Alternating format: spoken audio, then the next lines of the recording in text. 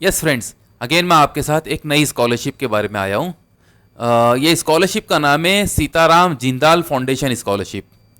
ये जो है जिंदाल फाउंडेशन की तरफ से आपको दी जाती है, तो जो तकरीबन लास्ट 45 ईयर्स से स्कॉलरशिप प्रोवाइड करी है। तो मैं हम तमाम स्टूडेंट्स को रिक्वेस्ट करता हूँ कि ये प्लीज़, इसकी एक ख़ास बात है जो मुझे बहुत ज़्यादा पसंद है कि ये स्कॉलरशिप के लिए हमने साल में हम कभी भी अप्लाई कर सकते हैं और ये आपको मंथली बेसिस पे स्कॉलरशिप प्रोवाइड होती है। जैसा आप देखते होंगे कि दूसरे जितने भी स्कॉलरशिप है, ये आपको एक पर्टिकुलर उसकी एक डेट होती है एप्लीकेशन की, लेकिन इसकी कोई एप्लीकेशन की डेट नहीं है। और दूसरे स्कॉलरशिप में जैसा आपको एक लमसम अमाउंट एक पर्टिकुलर डेट पे ट्रांसफर करते हैं, लेकिन ये स्कॉलरशिप ऐसी है कि आपको ये स्कॉलरशिप मंथली बेसिस पे प्रोवाइड की जाती है और आपको सिर्फ आपके एजुकेशन में एक बार अप्लाई करना है। इसमें एक बार आपका सिलेक्शन हो जाता है तो आपको हर पूरा, जब तक आपका सपोज ग्रेजुएशन या पोस्ट ग्रेजुएशन कंप्लीट नहीं होता, जब तक ये आपको स्कॉलरशिप प्रोवाइड की जाती है। चलिए बगैर किसी वक्त गुजारे मैं आपको इसके बारे में बता रहा हूं, तो आप प्लीज़, मैं सबसे रिक्वेस्ट करता हूं कि आप लास्ट तक जुड़े रहिए। हमारे चैनल को याद से आप सब्सक्राइब कीजिए ताकि हर स्कॉलरशिप के बारे में आपको वक्त पे मालूमात मिलती रहे। तो ये जो स्कॉलरशिप हम देख रहे हैं, ये सीताराम जिंदाल फाउंडेशन की तरफ से स्कॉलरशिप प्रोवाइड की जा रही है। इसमें अब कौन कौन से कोर्सेज आते हैं? अब देखिए, बहुत अच्छी बात है कि इसमें तकरीबन तमाम हर कोर्सेज इन्होंने इंक्लूड किए। जैसा फॉर एग्जांपल, जो स्टूडेंट क्लास 11 में पढ़ रहा है उनके लिए भी है, जो 12th में है उनके लिए भी है, जो गवर्नमेंट का ITI का कोर्स कर रहा है। कुछ कोर्सेज ITI के 1 साल के हैं, कुछ 2 ईयर्स के हैं, कुछ उससे थोड़े ज़्यादा है। ये तमाम कोर्सेज इसमें इंक्लूड है। इसी के साथ साथ जो स्टूडेंट डिप्लोमा का कोर्स कर रहा है, जो गवर्नमेंट अप्रूव MSBT अप्रूव जितने भी डिप्लोमा कोर्सेस है, जो 3 ईयर्स के full time regular diploma course है, ये तमाम डिप्लोमा भी इसमें इंक्लूड है। इसी के साथ साथ जो स्टूडेंट ग्रेजुएशन का कोर्स कर रहा है, जो प्लेन ग्रेजुएशन होते हैं, तमाम कोर्सेज अंडर ग्रेजुएट के तमाम कोर्सेज इसमें इंक्लूड है। इसी के साथ साथ जितने भी पोस्ट ग्रेजुएशन के कोर्सेज है, वो भी तमाम कोर्सेज इसमें इंक्लूड है। अब इसमें हम आगे देखेंगे कि इसका एलिजिबिलिटी क्राइटेरिया क्या है। अब ये देखिए, आपके सामने अभी जो टेबल आ रहा है, आप देख रहे हैं, वो टेबल में इन्होंने पूरा एलिजिबिलिटी क्राइटेरिया और उनको अलग अलग कैटेगराइज में कैसा डिवाइड किया है, पूरा हमको मैं आपको डिटेल में बता रहा हूं। कि जैसा देखिए आपके स्क्रीन पर अभी ये कैटेगरी ए है। अब कैटेगरी ए में कौन कौन से कोर्सेज, कौन सी कैटेगरी है, तो इसमें देखिए सिंपल है। कैटेगरी ए में जो स्टूडेंट 11th और 12th में है, उनको उन्होंने कैटेगरी ए में रखा है। इसके लिए जो स्कॉलरशिप आपको प्रोवाइड होती है, तो बॉयज़ के लिए 500 रुपया पर मंथ मिलेगा और जो गर्ल्स है उनके लिए 700 रुपया मिलेगा। अब इसमें जो परसेंटेज आपको चाहिए, वेरी सिंपल है। बॉयज़ के लिए 60% होना जरूरी है और गर्ल्स के लिए 55%।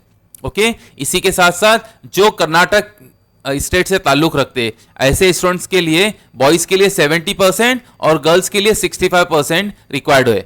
इसी के साथ जो कैंडिडेट वेस्ट बंगाल से ताल्लुक रखता है, तो उनके वहाँ के बॉयज़ के लिए 65% होना चाहिए और गर्ल्स के लिए 60% का परसेंटेज रिक्वायर्ड है।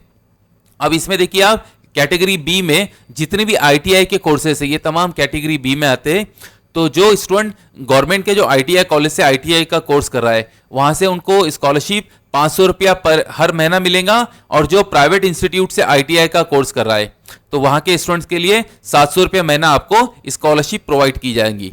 अब इसमें जो परसेंटेज जो रिक्वायर्ड है, वेरी सिंपल है। ऑल ओवर इंडिया के लिए, ऑल ओवर इंडिया के जो बॉयज़ है वहाँ के लिए 45% होना चाहिए और गर्ल्स के लिए 35% रिक्वायर्ड है।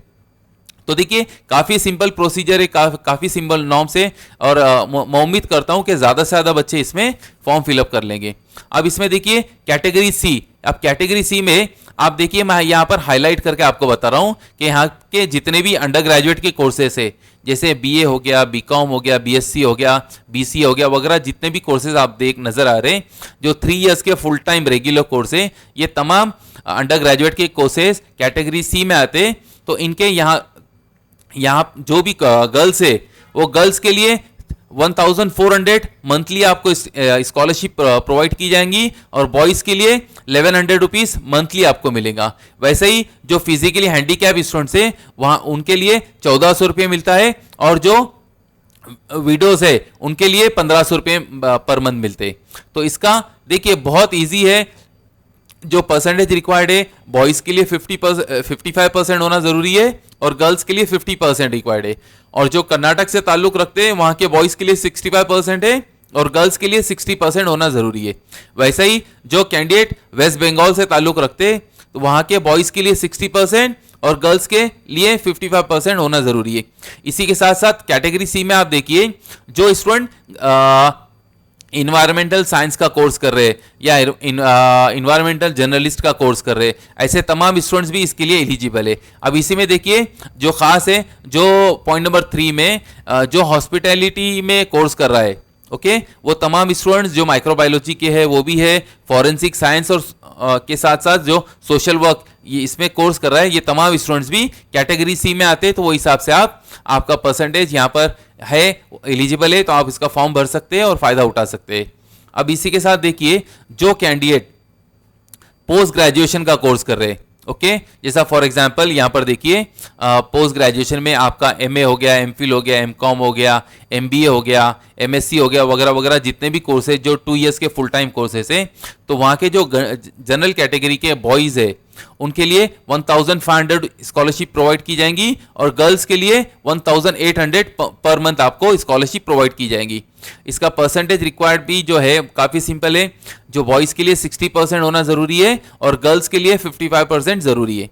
अब इसी में देखिए सेकेंड पॉइंट है, जो स्टूडेंट्स इन्वायरमेंटल साइंटिस्ट या इन्वायरमेंटल में इंजीनियरिंग कर रहा है या इसमें जर्नलिस्ट का कोर्स कर रहा है, ऐसे तमाम स्टूडेंट्स भी इसमें इंक्लूड है। अब इसी में देखिए जो स्टूडेंट हॉस्पिटैलिटी इंडस्ट्रीज में या माइक्रोबायोलॉजी या फॉरेंसिक साइंस या सोशल वर्क में पढ़ाई कर रहा है, वो भी तमाम स्टूडेंट इसमें एलिजिबल है। अब इसमें जो कैंडिडेट जो स्टूडेंट फिजिकली हैंडीकैप है वो स्टूडेंट्स के लिए 1800 रुपीज़ आपको मंथली बेसिस पे स्कॉलरशिप प्रोवाइड की जाती है। और जो विडोज है, अनमैरिड वार्ड्स ऑफ एक सर्विसमैन है, तो उनके लिए 1800 रुपये महीना स्कॉलरशिप प्रोवाइड की जाती है। अब इसमें देखिए जैसे मैंने आपको बताया था, जो परसेंटेज रिक्वायर्ड है बॉयज़ के लिए 60% और गर्ल्स के लिए 55% वो ज़रूरी है। तो जो स्टूडेंट कर्नाटक से ताल्लुक़ रखते हैं वो वहाँ के बॉयज़ के लिए 65% और गर्ल्स के लिए 60% होना ज़रूरी है।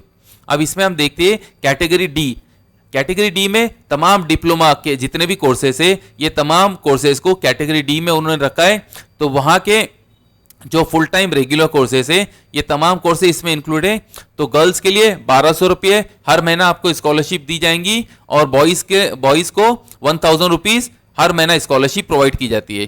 तो ऑल ओवर इंडिया के लिए जो परसेंटेज बॉयज़ के लिए रखा गया है वो 55% है और गर्ल्स के लिए 50% परसेंटेज रिक्वायर्ड है। अब इसी के आगे हम देखते जो कैटेगरी ई में जितने भी इंजीनियरिंग और मेडिसिन के कोर्सेस है, ओके, जो अंडर ग्रेजुएट के कोर्सेस है, जो पोस्ट ग्रेजुएशन के कोर्सेस है, ये तमाम कोर्सेस कैटेगरी ई में आते हैं। तो जो अंडर ग्रेजुएट के कोर्सेस है वहाँ के बॉयज़ के लिए, अब देखिए यहाँ पर जो इंजीनियरिंग का कोर्स कर रहा है, ओके, इंजीनियरिंग का कोर्स कर रहा है इंक्लूडिंग आर्किटेक्चर में जो है, तो वहाँ के गर्ल्स के लिए 2300 रुपीज़ मिलेगा और बॉयज़ के लिए 2000 रुपीज़। ऐसा ही जो बच्चा मेडिसिन का कोर्स कर रहा है, अंडर ग्रेजुएट का मेडिसिन का कोर्स कर रहा है, जैसे फॉर एग्जांपल MBBS हो गया, डेंटल हो गया, बी फार्म हो गया या होम्योपैथिक हो गया या आयुर्वेदिक, इसमें कोई कोर्स कर रहा है, तो गर्ल्स के लिए 3000 रुपीज़ मिलता है और बॉयज़ के लिए 2500 रुपीज़ मंथली आपको प्रोवाइड की जाती है। अब इसी में थर्ड पॉइंट है, जो इंजीनियरिंग और मेडिसिन में पोस्ट ग्रेजुएशन का कोर्स कर रहा है, ओके, तो ऐसे गर्ल्स के लिए 3200 रुपीज़ और बॉयज़ के लिए 2800 रुपये आपको मंथली स्कॉलरशिप प्रोवाइड की जाती है। अब इसका जो परसेंटेज रिक्वायर्ड है ऑल ओवर इंडिया के स्टूडेंट्स के लिए ऐसा है, बॉयज़ के लिए 65% और गर्ल्स के लिए 60% होना ज़रूरी है। अब इसके साथ ये स्कॉलरशिप की जो एक ख़ास बात है कि आपको स्कॉलरशिप, रेगुलर स्कॉलरशिप के साथ साथ ये जो स्टूडेंट्स हॉस्टल में रहते हैं वो तमाम स्टूडेंट्स को हॉस्टल अलाउंसेस में करके एक अलग से स्कॉलरशिप दी जाती है। तो देखिए जो स्टूडेंट ग्रेजुएशन का कोर्स कर रहा है, ITI में है या डिप्लोमा का है या PG का कोर्स कर रहा है, ऐसे तमाम स्टूडेंट्स को 1200 रुपये एक्स्ट्रा आपको हर महीना मिलेगा जो आपके हॉस्टल अलाउंस के लिए। और जो स्टूडेंट मेडिकल और इंजीनियरिंग में पोस्ट ग्रेजुएशन का कोर्स कर रहा है, ऐसे तमाम स्टूडेंट्स को 1800 रुपये एक्स्ट्रा हर महीना आपको हॉस्टल अलाउंस के लिए वो लोग प्रोवाइड करते हैं। ओके, ये देखिए बहुत अच्छी स्कॉलरशिप है, ज़्यादा से ज़्यादा बच्चे इसका फ़ायदा उठाइए ताकि आने वाले जितने भी स्टूडेंट्स है इससे ज़्यादा से ज़्यादा फ़ायदा उठाए। तो अभी मैंने आपको बताया था कि इसका एलिजिबिलिटी का नॉर्म्स क्या है और आपने क्या हिसाब से आपको ये करना है। अब आप देख रहे हैं कि ये इसका एप्लीकेशन, इसमें देखिए एप्लीकेशन फॉर्म का एक खास बात मैं आपको बताता हूं कि ये इसमें एप्लीकेशन के लिए आपने हर साल ऑफलाइन फॉर्म आपने फिलअप करना है। इसमें कोई ऑनलाइन फॉर्म फिलअप करने की जरूरत नहीं है। आपने ये फॉर्म को डाउनलोड करना है, अच्छे से नीट क्लीन राइटिंग से इसको फिलअप करना है, तमाम डॉक्यूमेंट्स अटैच करना है और आपने मैं आपसे एड्रेस शेयर करूंगा, वहां पर आपने पोस्ट करना है। तो अभी देखिए आप आपकी स्क्रीन पे देख रहे हैं कि ये जो स्कॉलरशिप का फॉर्म है, ओके, इसमें कुछ कुछ खास बातें मैं आपको बताऊंगा, तो प्लीज आप नोट कर लीजिए। मैं ये जो फॉर्म है इसी चैनल के डिस्क्रिप्शन बॉक्स में इसकी लिंक आपको प्रोवाइड कर रहा हूं, आप वो लिंक से उसको डाउनलोड कर सकते हैं। डाउनलोड करने के बाद प्रिंट ले लीजिए और उसको आप पर्टिकुलर जो एड्रेस शेयर करेंगे वहां पर आप पोस्ट करना है। अब इसमें देखिए यहां पर राइट में जो है, यहां पर आपने आपका पासपोर्ट साइज फोटोग्राफ यहां पर अटैच करना है और वो फोटोग्राफ पर याद से आपके जो भी पर्टिकुलर कॉलेज में आप पढ़ते हैं वो कॉलेज के प्रिंसिपल से साइन और स्टैम्प होना जरूरी है।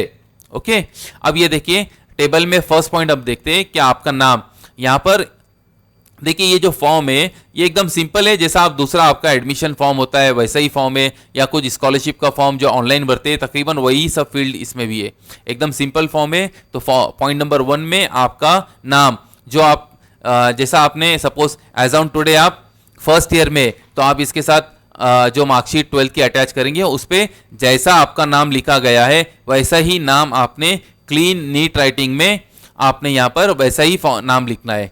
सेकेंड है आपका डेट ऑफ बर्थ, आपका जो भी डेट ऑफ बर्थ है वो यहाँ पर लिखना है। और उसी के बाद देखिए पॉइंट नंबर 3 में नेशनलिटी है, तो जो भी आपकी नेशनलिटी, हम इंडियन है तो यहाँ पर हम इंडियन लिखेंगे। अब इसके बाद पॉइंट नंबर 4 जो है आपका फादर का पूरा नाम आ जाएगा।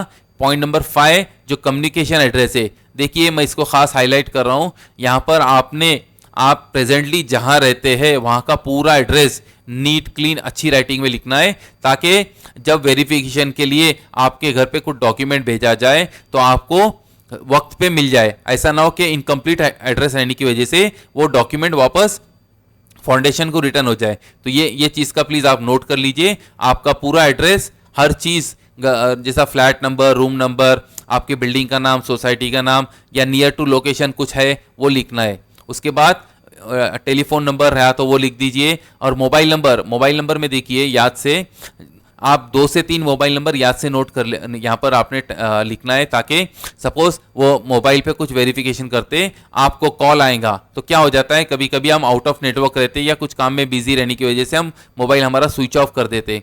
तो ऐसे वक्त पे क्या होता है कि कुछ प्रॉब्लम फेस ना हो, तो इसके लिए आप 2 से 3 मोबाइल नंबर याद से नोट कर लीजिए, ताकि वो एक नंबर नहीं लगा तो दूसरे नंबर पे आपको ट्राई कर सकते हैं। उसके साथ आपका ईमेल आईडी, वो भी ईमेल आईडी जो आप वर्किंग ईमेल आईडी, ऐसा ना हो कि एक बार आपने काफ़ी पहले बना लिया था और आप अभी यूज़ नहीं करते, तो आपका ईमेल आईडी भी यहाँ पर वेरिफिकेशन के लिए बहुत इंपॉर्टेंट पॉइंट रखता है। अब इसमें देखिए जो पॉइंट नंबर 6 है ये फिजिकली हैंडीकैप स्टूडेंट्स के लिए, तो आप यहाँ पर उसको क्लियरली मेंशन कर देना कोई है तो, ओके। उसके बाद पॉइंट नंबर 7 जो है आपका फादर का ऑक्यूपेशन क्या है, तो आपने यहाँ पर नोट करना है, और उनका एनुअल इनकम कितनी है, ओके, पूरे साल की कितनी एनुअल इनकम, जो वो जैसा आपने इसके साथ इनकम सर्टिफिकेट अटैच करेंगे वो हिसाब से ये दोनों मैच होना ज़रूरी है, तो इस चीज़ का आप प्लीज़ नोट कर लीजिए। अब इसमें देखिए पॉइंट नंबर 8 जो है आपका लास्ट एग्जामिनेशन आपने कौन सा पास किया है, आपको कितने मार्क्स मिले, कितने में से कितने मिले लिख लिए, और परसेंटेज कितना आया है वो आपने यहाँ पर सी पॉइंट पे लिख देना है। अब उसके बाद पॉइंट नंबर 9 जो है आपका, ये आपका कोर्स के बारे में है, तो आपका जो कोर्स है ये सेमेस्टर बेस है या आपका ईयरली बेस है, आपने यहाँ मेंशन करना है वो कोर्स का ड्यूरेशन कितना है, ओके, 1 साल है, 2 साल है, 3 साल है, आपने यहाँ मेंशन करना है। उसके बाद पॉइंट नंबर सी पूछ रहे कि आपका ये जो कोर्स है ये रेगुलर कोर्स है क्या कोई करस्पॉन्डेंस कोर्स है, ओके, तो जो भी इसमें एप्लीकेबल है उसको आपने यहाँ पर टिक करना है। उसके बाद इसी में पॉइंट नंबर डी जो है आपका फाइनल एग्जाम कब होने वाला है, ओके, आपको जैसा पता होगा कि फाइनल एग्जाम मार्च में होता है, अप्रैल होता है, मई होता है, जून होता है, जो भी महीना है, सपोज आपको कंफर्म नहीं है तो आप जो भी कॉलेज में पढ़ रहे हैं तो जो भी कॉलेज के कंसर्न जो एग्जामिनेशन डिपार्टमेंट है वहाँ पर उनसे आप पूछ सकते हैं। एक यहाँ पर आपने नोट करना है जो महीना है और जो ईयर है, याद से आप उसको यहाँ पर नोट कर लीजिए।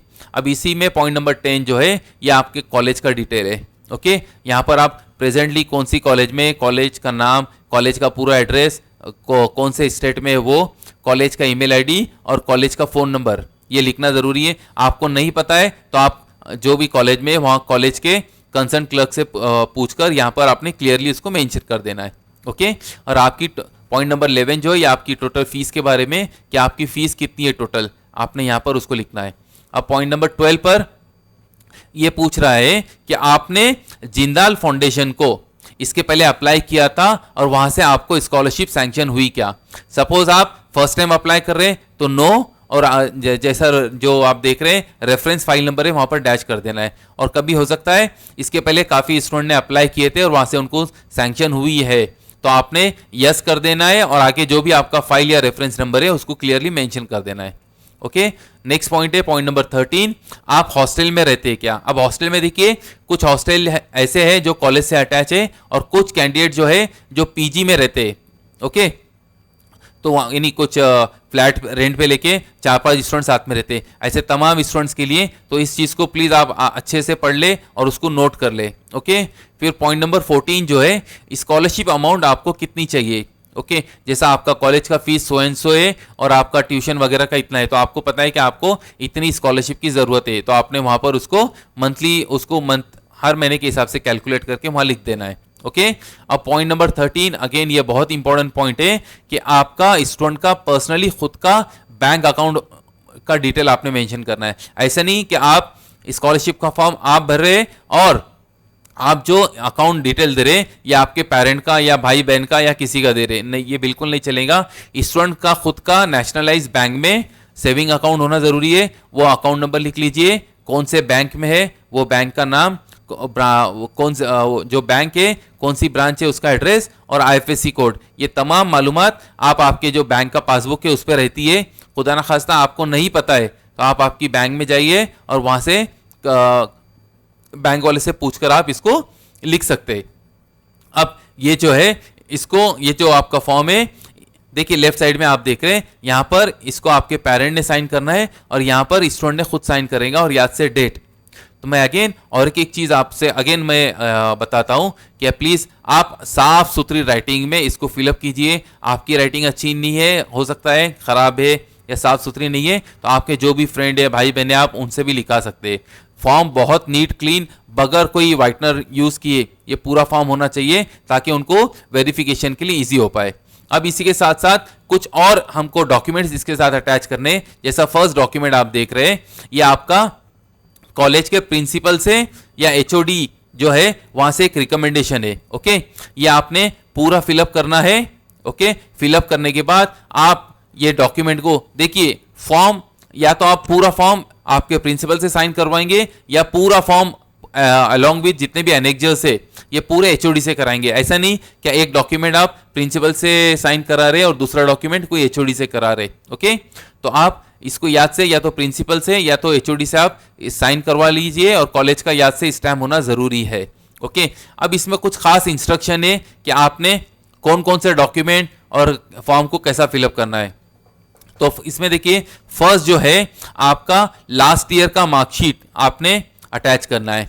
ओके, अब इसके बाद जो पॉइंट नंबर 2 है यहाँ पर देखिए, ये आपका डेट ऑफ बर्थ के लिए है। यहाँ पर कुछ हमारे मार्कशीट पे हमारी date of birth clearly mention होती है और कुछ रिजल्ट पे नहीं होती है। तो मैं इसमें आपको क्या करना है, आपका जो बर्थ सर्टिफिकेट है वो याद से आपने अटैच करना है, क्योंकि कैसा है कि ये जो स्कॉलरशिप है 30 साल के ऊपर के बच्चों को प्रोवाइड नहीं की जाती है। ओके, तो इसके लिए ये बहुत इंपॉर्टेंट डॉक्यूमेंट है। अब इसके बाद हमें देखिए थर्ड पॉइंट या आपका जो पॉइंट है photocopy of income certificate. Okay, अब इसमें देखिए जो हमको इनकम सर्टिफिकेट मिलता है वो हमको रीजनल लैंग्वेज में मिलता है और हमारा फॉर्म जो जाएगा ये आउट ऑफ महाराष्ट्र हम फॉरवर्ड कर रहे हैं। ओके, तो इसमें मसला ये आ जाता है, सपोज फॉर एग्जांपल हम महाराष्ट्र की बात करेंगे तो यहाँ पर आपको जो इनकम सर्टिफिकेट जो उत्पन्नाचा दाखला कहलाता है वो मराठी लैंग्वेज में मिलता है और जब हम फॉर्म आउट ऑफ महाराष्ट्र भेजेंगे तो उनको मराठी नहीं आती है, तो इस वक्त पे काफ़ी दिक्कत आ जाती है कि वो आपका इनकम सर्टिफिकेट नहीं पढ़ पाते।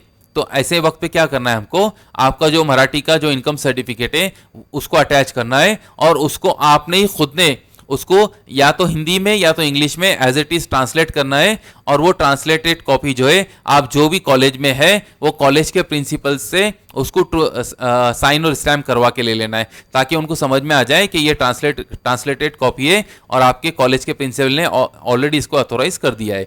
ओके, तो ये है। उसके बाद आपका कुछ एनेक्जर्स हमको देखिए इसके साथ अटैच करना है, मैं आगे आपको बता रहा हूं, ये तमाम एनेक्जर्स के बारे में है। और इसके बाद आपने क्या करना है ये स्कॉलरशिप का फॉर्म कैसा अप्लाई करना है, कहाँ करना है, कहाँ फॉरवर्ड करना है, तो ये पूरे कुछ अलग डिटेल से, इतना मैं डिटेल में आपको नहीं बता रहा हूँ, आप प्लीज़ अच्छे से इसको नोट कर लेना। और आपने ये फॉर्म आप कहाँ फॉरवर्ड करना है, देखिए ये जो है इसका एड्रेस है to the trustees Sitaram Jindal foundation, Jindal Nagar, Tumkur road, Bangalore 560073।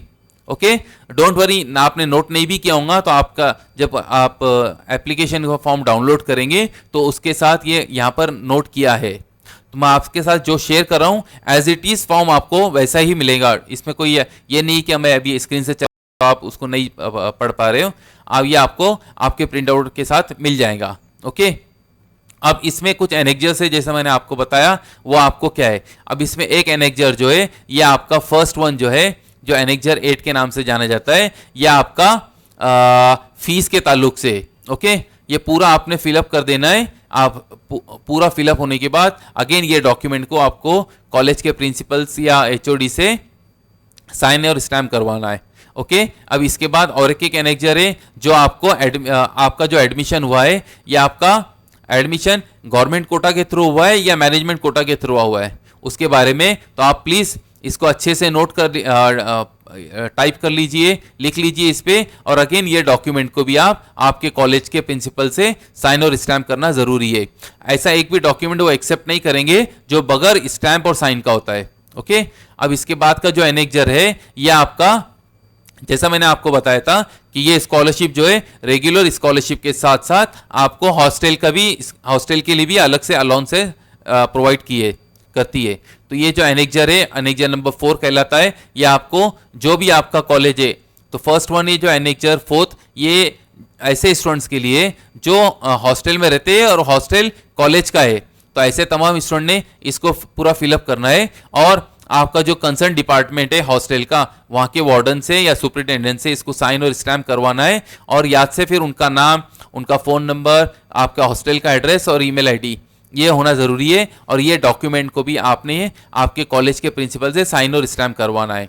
और ऐसे जो स्टूडेंट्स है जो पीजी में रहते हैं, जो रेंट पर एक फ्लैट लेते और 4-5 स्टूडेंट मिलके और साथ में रहते, ऐसे स्टूडेंट्स के लिए जो एनेक्जर नंबर 9 है आप देख रहे हैं, ऐसे स्टूडेंट्स के लिए ये है, इन्होंने ये पूरा फिलअप करना है। और जो भी उस फ्लैट के ओनर है वो ओनर से आप साइन करवा लीजिए, उनका नाम, उनका फ़ोन नंबर, पूरा कंप्लीट एड्रेस, ईमेल आईडी, और ये डॉक्यूमेंट भी आपने आपके कॉलेज से के प्रिंसिपल जो है उनके स्टैम्प, साइन और स्टैम्प होना ज़रूरी है। हर डॉक्यूमेंट याद से आप आपके कॉलेज के प्रिंसिपल से साइन और स्टैम्प करना ज़रूरी है। तो मैंने आपसे भी पूरा डिटेल में एप्लीकेशन फॉर्म इतना सिंपल है पूरा बताया, हर पॉइंट को अच्छी तरह से मैंने आपको समझाया, कोशिश तो किया हूँ, उम्मीद करता हूँ कि आप लोग भी अच्छे से समझे होंगे। तो हम इसके आगे देखते कि अब ये आपने अप्लाई कब करना है। तो मैंने जैसा आपको स्टार्टिंग में बताया था, ये जो स्कॉलरशिप है ये आप थ्रू आउट द ईयर कोई भी महीने में आप अप्लाई कर सकते हैं, इसके लिए कोई खास डेट नहीं है, आप कभी भी इसको अप्लाई कर सकते हैं। लेकिन एक चीज़ नोट कर लीजिए, जैसा आपका एकेडमिक ईयर स्टार्ट हो चुका है, काफ़ी स्टूडेंट्स के तो एडमिशन हो चुके हैं, और कुछ स्टूडेंट जैसा इंजीनियरिंग वगैरह उनका प्रोसेस में होंगे, तो आप कभी भी इसको अप्लाई कर सकते हैं। आपको अब समझ में आ गया है तो मैं रिक्वेस्ट करूंगा जल्द से जल्द आप डॉक्यूमेंट सब रेडी कर लीजिए, पूरा फॉर्म फिलअप कर लीजिए, और इसको याद से एनवलप में अच्छे से सब एनेक्जर्स के साथ अटैच करके, जो एड्रेस आपके साथ शेयर किया गया था या जो एड्रेस आपको फॉर्म पर मिलेगा वो एड्रेस पर आप जल्द से जल्द मेल बाय पोस्ट भेज दीजिए, ताकि आपका फॉर्म वक्त पे वेरीफाई हो पाए और आपको स्कॉलरशिप जल्द से जल्द स्टार्ट हो पाए। तो ये आप साल में कभी भी आप इसका फॉर्म फिलअप कर सकते हैं, इसकी कोई खास डेट नहीं है। अब मैं तमाम स्टूडेंट्स को रिक्वेस्ट करता हूँ कि ये आप हमारे जो चैनल है इंडियन स्कॉलरशिप, आप इसको लाइक कीजिए, सब्सक्राइब कीजिए, ताकि आने वाले दिनों में भी हम और कुछ नई स्कॉलरशिप के साथ मैं पूरी डिटेल में आपको मालूमात बताऊंगा। तो ये आप इसको सब्सक्राइब करेंगे तो इसके फ़ायदा ये होगा कि इसका नोटिफिकेशन आपको वक्त पे मिल जाएगा और आप जल्द से जल्द हर स्कॉलरशिप का फ़ायदा उठा सकेंगे। तो प्लीज़ मैं तमाम स्टूडेंट को रिक्वेस्ट करता हूँ कि आप ये स्कॉलरशिप को आपको पता चल गया है तो आप आपके फ्रेंड वगैरह को भी आप जितने भी रिश्तेदार है सबसे शेयर कर सकते हैं। ऐसा ज़रूरी नहीं कि इसका कोई कोटा नहीं है कि इस साल हम 1000 स्टूडेंट्स को स्कॉलरशिप देंगे। तो ज़्यादा से ज़्यादा बच्चे इसका फ़ायदा उठा सकते हैं, क्योंकि परसेंटेज भी आप देखे होंगे काफ़ी कम परसेंटेज है, मोस्टली ज़्यादा से ज़्यादा स्टूडेंट इसके लिए एलिजिबल है। तो आप ज़्यादा से ज़्यादा मालूमात इन्फॉर्मेशन दूसरों को भी पास कीजिए ताकि आपके साथ साथ उनको भी फ़ायदा हो सके। ओके, तो मैं उम्मीद करता हूं कि ये स्कॉलरशिप के बारे में आपने अच्छे से जाना होगा, नोट कर लिया होगा। तो मैं तमाम स्टूडेंट्स को रिक्वेस्ट करता हूं कि चैनल को लाइक कीजिए, सब्सक्राइब कीजिए और आने वाले वक्त के लिए भी इंतज़ार कीजिए कि ताकि हम नई स्कॉलरशिप के साथ आपके साथ जुड़ पाए। Thank you.